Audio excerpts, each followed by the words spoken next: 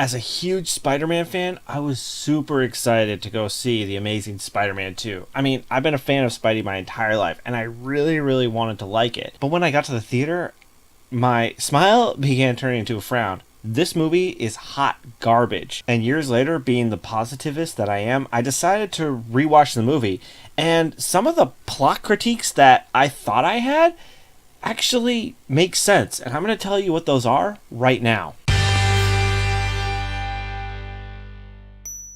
Okay, so in the movie, Peter Parker's childhood friend and now multi-billionaire Harry Osborn finds out that he has a terminal illness from his dad, who actually dies. It's a degenerative disease that just destroys his skin and other parts. However, when he investigates some of his dad's secret work, he figures out that Spider-Man's blood might actually provide a cure for him. So Harry, assuming Spider-Man is just a natural hero, asks Peter to set up a meeting with Spider-Man, telling him his plan.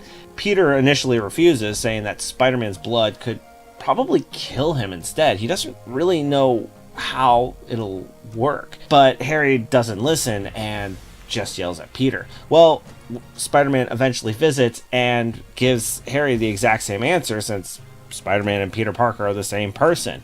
He refuses to give his blood. Now, the big critique that I came away with this at first was, what the hell? Like, Spider-Man is a hero. Why wouldn't he make a sacrifice in order to save someone, even if it's a 1% chance? I need your blood, man. It could save my life. I don't know. It seems so unsafe. It could kill you. Oh my gosh, dude. I'm not gonna inject it straight into my arm. I've got a team of expert scientists that will work your blood into a cure. Oh, alright then. I'll meet with your scientist. It's not like I want you to die or anything. Of course you don't. But the more I thought about it, the more I realized that it's not Spider-Man who made this decision, it's Peter Parker. Spider-Man didn't make this call. Peter Parker wanted to make this call to save his friend. Peter is not a popular kid. He doesn't have a lot of friends, and Harry is his closest one. And the scientist part of Peter made the calculation, because he's smart enough to figure this out.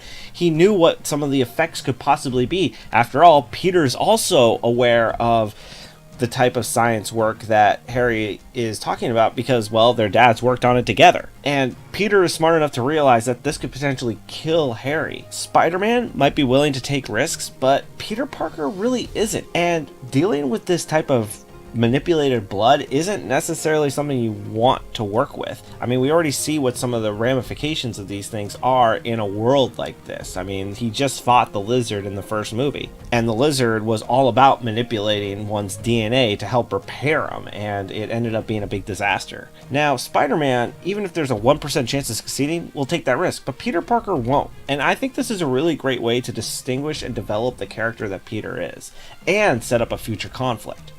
Okay, so at the beginning of the film, we are introduced to Peter's parents, and we see that they are on the run. They drop Peter off at his aunt and uncle's house, and they decide to take a plane to get out of the country. Why? Well, Peter's dad, Richard, found some secrets about Osborn that could get them in big trouble, so he decides to leave the country. Now, unfortunately, there's an assassin on the plane, and while Richard is downloading portions of this research and his confession video, they're killed on the plane. Now, where does that research and video go to? They go to a secret train base that Richard had set up. It's very elaborate, it's really hard to get into, and it's very secure. So the question is, why didn't they go on it? I mean, if there was this super secure place that they could be in New York City, why didn't they just go to that and not worry about taking the risk of getting on a plane if they knew how dangerous this was, if they knew their lives were in danger?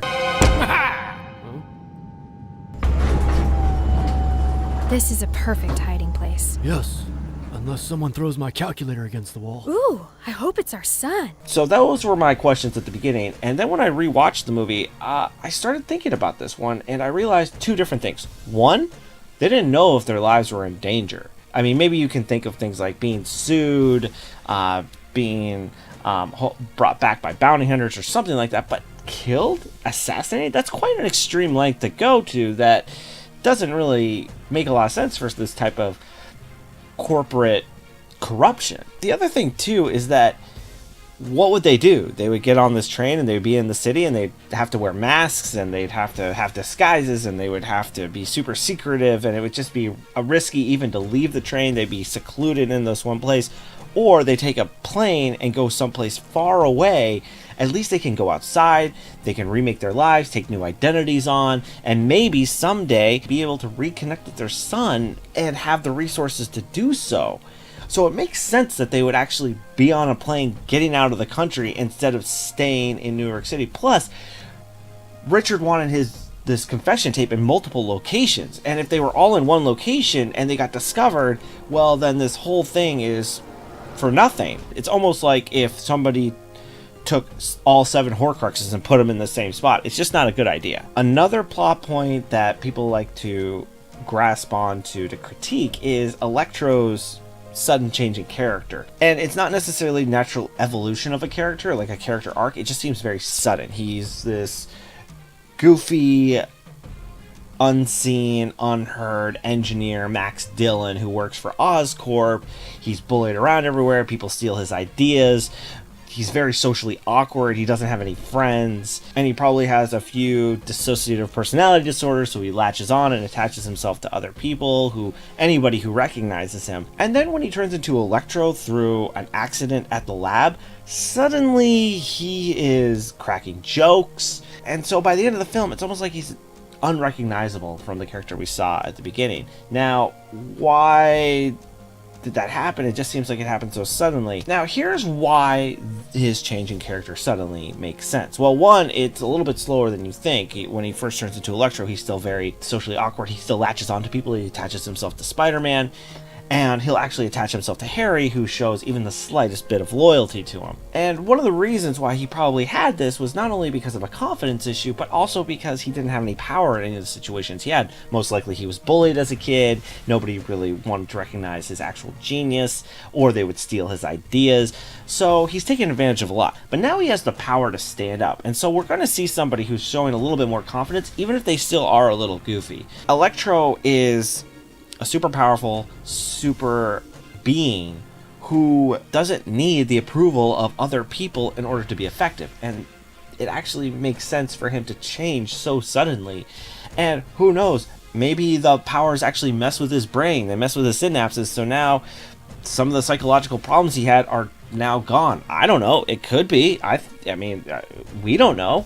That's probably one other reason for the change in his own personality. Anyway, those are 3 big critiques that I saw in my rewatching of The Amazing Spider-Man 2 that I can actually say work. And I'm not trying to say this is a good movie, it's still a bad movie. But some of the plot points, Peter Parker's parents going on a plane, him not giving up his blood to Harry Osborn, and also Electro's personality change all do make sense within the context of the movie. Thanks for watching, everybody. So what do you think of my defense of The Amazing Spider-Man 2? Do you like it? Do you not like it? And what movie would you like to see me defend next? Be sure to leave a comment below. And if you like this video, hit that like button and subscribe for more videos. Thanks for watching, Internet.